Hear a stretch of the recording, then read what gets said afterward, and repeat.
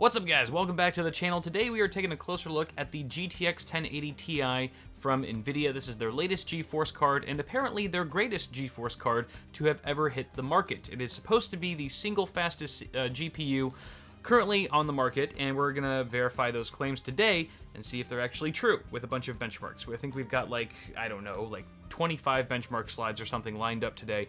So we're gonna be taking a very, very thorough in-depth look at the performance that can be had when it comes to gaming on the GTX 1080 Ti. Nvidia was also claiming at their press event a week or two ago during GDC that the GTX 1080 Ti would perform up to 35% faster than the GTX 1080. I'm hoping it's true. I think we're all wishing for that and more. That being said, a few specs or a few details about the GTX 1080 Ti if you haven't already heard. It's got an MSRP of $700, which has also reduced the price of the GTX 1080 to $500 US.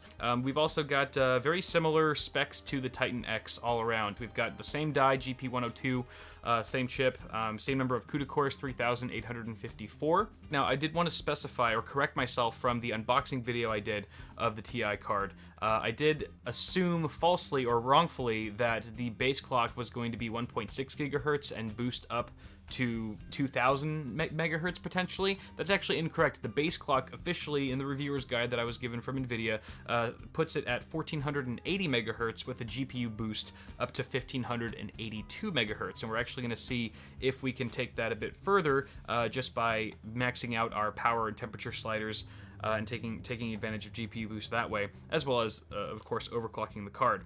Additionally, the Ti model only has one less gig of G5X memory than the Titan X Pascal, so that puts it at 11 gigs of G5X, and this is actually Nvidia's latest iteration of GDDR5X memory, which gives it a higher theoretical or effective bandwidth, and that's one of the reasons why Nvidia is able to make this a faster card, allegedly, again, from the press conference, than a Titan X Pascal. Unfortunately, I don't have a Titan XP on hand, so I was unable to test those claims, but I will for sure be testing it against the GTX 1080 today.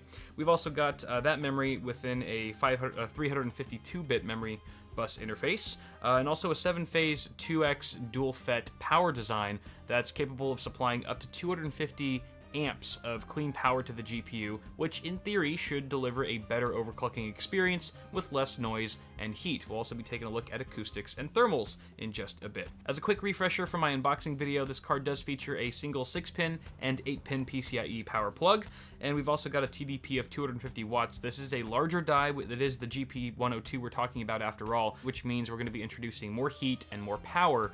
So the fact that Nvidia is also claiming this new sort of revamped cooler to deliver 5 degrees Celsius cooler temperatures on the die over the GTX 1080 out of the box is pretty impressive, and we're going to be testing those claims as well today. The last thing I wanted to say before we get into our testing setup is that all of the AIBs, the add-in board partners, will be releasing or slated to release their custom board variants of the GTX 1080 Ti later this year in April, so stay tuned for those. And that's also around the time we should start seeing those overclocked cards from the add-in board partners as well in terms of the memory clocks. So we're going to be seeing the GTX 1080 ship with 11 gigabits per second memory of GDDR5X, as well as the GTX 1060, which is going to be overclocked to 9 gigabits per second. However, that card is going to be fitted with the standard G5X. Now here's a quick look at our testing setup, the notable mention being the 7700K that we're using and overclocking to 5 gigahertz. I wanted to really max out the IPCs, so I favored this chip over something like an 1800X or a 6900K with a higher core and thread count, because we are testing purely gaming at this point, and I did want to just make sure that we were running at the fastest operating frequency. So that said, why don't we go ahead and talk about overclocking really quick. Now here's a slide that I whipped up that has a couple different metrics, including clock speeds, temperatures, and fan speeds, based on 3 different profiles of the GTX 1080 Ti, which includes its stock, right out of the box, that's the red bar, didn't touch a thing, just popped it in and hit go, and then also the black bar indicates maxing out the power and temperature sliders so that we can take advantage of GPU boost. The core clock or the memory clocks were completely untouched. It was just those power and temp sliders that were maxed out. And then the full overclock, which is the top gray bar that you see there, I dialed in a pretty decent overclock. I think I got 160 megahertz on the core clock in terms of offset, and then a 350 megahertz offset on the memory clock. So you can just kind of see here the red bar in particular for the clock speed, the core clock speeds. I did want to mention that it wasn't static at 1750 megahertz. It did fluctuate in the 1700s. I saw it dip into the high 1600s and the low 1800s at some point, so it kind of was just jumping all over the place. But as soon as I maxed out the power and temp sliders, that black bar that's indicating 1810 megahertz, that was stable and constant. It did not fluctuate from that point, and the same goes for the gray bar once we fully overclocked the card. As far as temperatures are concerned, running stock out of the box, the GTX 1080 Ti was operating at 84 degrees Celsius and maintained that same temperature when we maxed out the power and temperature sliders. However, if you look at the fan speeds, you can see that there was a cost there in terms of noise emission, so we actually did have to ramp the fan. The auto fan kicked in, went from 50 to 60%, and that did create a little bit more noise in my room. Now I am testing the card on an open test bench. I don't think at 60% fan speed you could probably hear the card very well through an enclosed case, especially one that had sound dampening material. However, once we fully overclock the card and release its full potential, the max temp does hit 86 degrees Celsius, at which point the fan ramps up to 65%, and just that extra 5% does make it a lot more noticeable. I would say that you'd probably need a really decent sound dampening case in order to eliminate any sort of noise from coming within your chassis. But on that note, I'm going to let you guys hear it for yourselves. I did do a quick acoustics test so you can hear the differences between each of the three profiles that we're looking at here.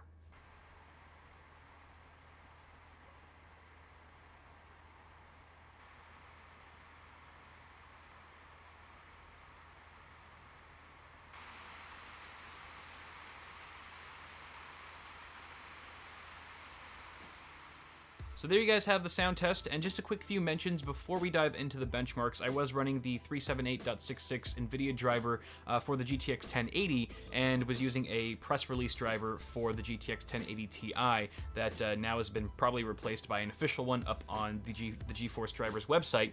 But Windows 10 64-bit, I tested all my games at both 1440p and 2160p. There was really no point in testing 1920 by 1080 in this instance because the GTX 1080 Ti is anticipated to be so fast that I didn't want to hit or encounter any CPU bottlenecking with those lower resolution tests. So on that note, ladies and gentlemen, let's go ahead and kick it off with 3D Mark Firestrike Ultra as our first glimpse as to the performance of the GTX 1080 Ti. And you can see just stock out of the box, just absolutely killer. Ridiculous victory over the GTX 1080. I'm not going to be saying any percentages in terms of performance gains until the very end of all these tests. I'm going to be doing an overall average, and that'll be exciting. So here we have just a really nice score that is a first indication of how we're going to be faring off in these tests here. So Ashes of the Singularity at 1440p.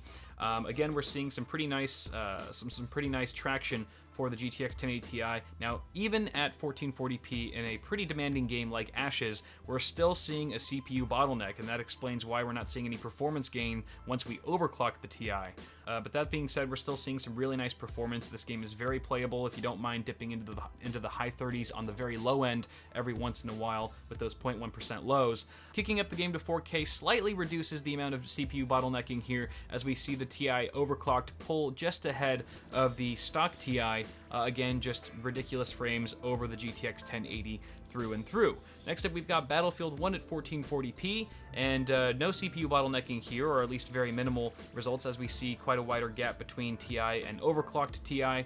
149 frames per second on average, with 0.1% lows sustained in the low 90s. That's pretty impressive, guys. And you can just see, like, going from 108 frames per second with the GTX 1080 to 138 right out of the box. We've also got Battlefield 1 at 4K. Again, just really good results here. 81 frames per second over 58 with the GTX 1080. That's, of course, with the Ti overclocked. We've got Doom at 1440p. This game is just absolutely butter with the GTX 1080 Ti, whether you're overclocking or not. So this is, I mean, this card is 4K capable, I think. Just right off the bat, we can pretty much say that without even having to overclock it. 0.1% lows, over 70 FPS. When you're overclocking this thing, just an absolute monster. When we go over to GTA 5 at 1440p, we're seeing another CPU bottleneck here. There's pretty much a stalemate between Ti and overclocked Ti. But again, we're seeing favorable frame rates. When we switch it over to 4K, we start to see the game become a bit more GPU bound once again, and the 1080 Ti overclocked just pulls way ahead of the GTX 1080, going from 47 frames per second on average to 63 or 66, depending if you're dialing in your own OC. Hitman 1440p, another CPU bottleneck, 109 frames per second on average, and if we crank to 4K, just stellar performance in the average frame rates. I think the benchmark just might be a little bit wonky, and that's why we got really low 0.1% lows. However, still very smooth from what I could tell looking at the screen and things like that. Moving on to Metro Last Light at 1440p, we are bottlenecking the CPU once again. It's really no surprise at this point, but still getting very nice frame rates in the 100 to 150 range. Holy moly. Unless you're talking about the low end, which is still well above 80 frames per second. Metro Last Light at 4K yields similarly impressive results. This is a very playable game at 2160p.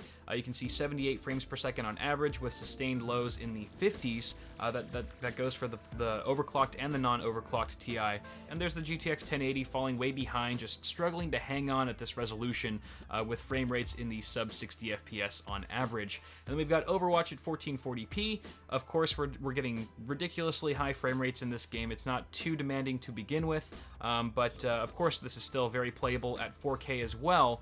It does reduce a little bit, and I believe the engine in this game is capping the frame rate off at 200 FPS, which is probably why we're not seeing a huge jump going from 1440p to 2160.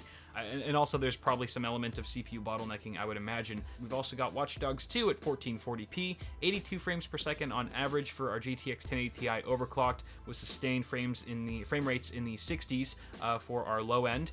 And we've also got the GTX 1080, which is delivering a playable frame rate all around, but definitely nothing astounding compared to the GTX 1080 Ti. At 4K, the GTX 1080 is no longer a viable solution for gamers looking for a smooth gaming experience.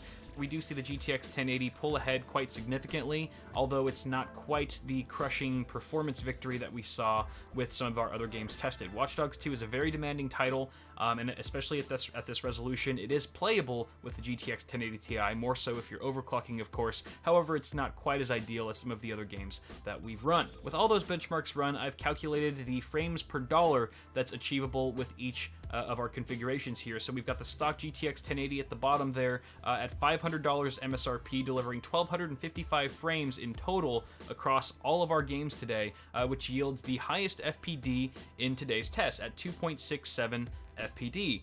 Compare that to the GTX 1080 stock, or I'm sorry, 1080 Ti stock at $700 MSRP with 1,525 frames rendered. That gives us 2.17 FPD.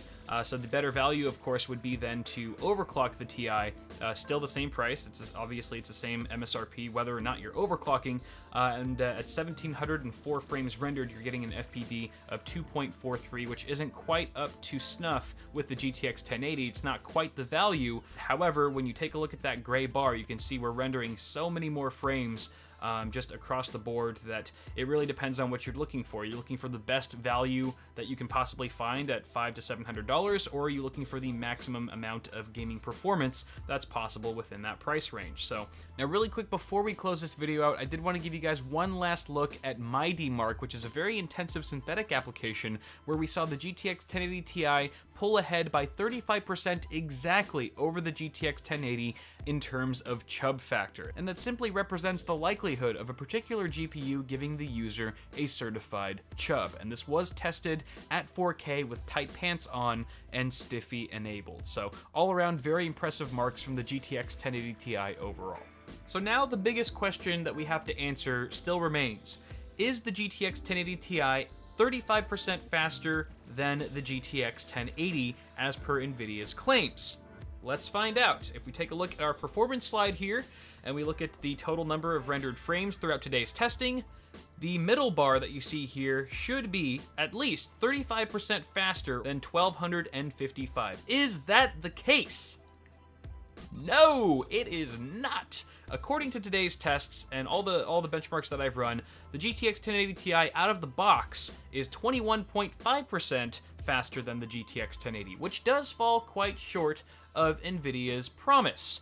The only way that Team Green could redeem themselves at this point is that if by overclocking the GTX 1080 Ti, you were able to achieve at least 35% faster performance over the GTX 1080. But is that the case?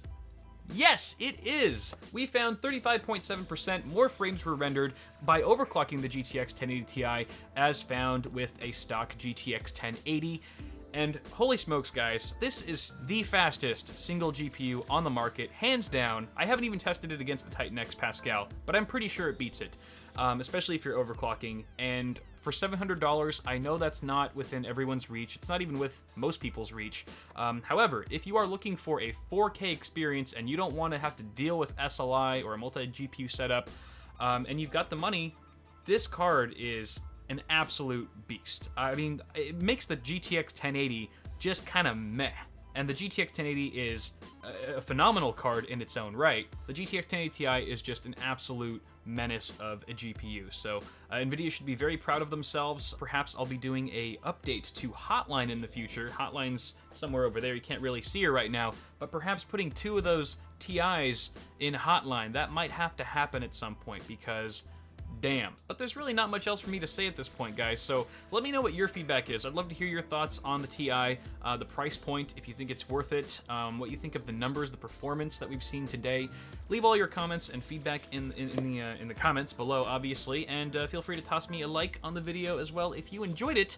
I spent a lot of time this week benchmarking, as you could probably tell from this video, so hopefully that's appreciated. If you guys like that sort of data, then also feel free to let me know that. But that's gonna do it for now, guys. Go ahead and have yourselves a beautiful day. I'm gonna go ahead and get out of here, edit this video. No, I gotta go to Paul's house and film awesome hardware. Things are happening all the time. Things are always happening. But hope you guys have yourselves a good day. I'll be seeing you guys in the next video, and until next time, goodbye. That was a really abrupt end. Remember, I'm not good with goodbyes. They're just so sad.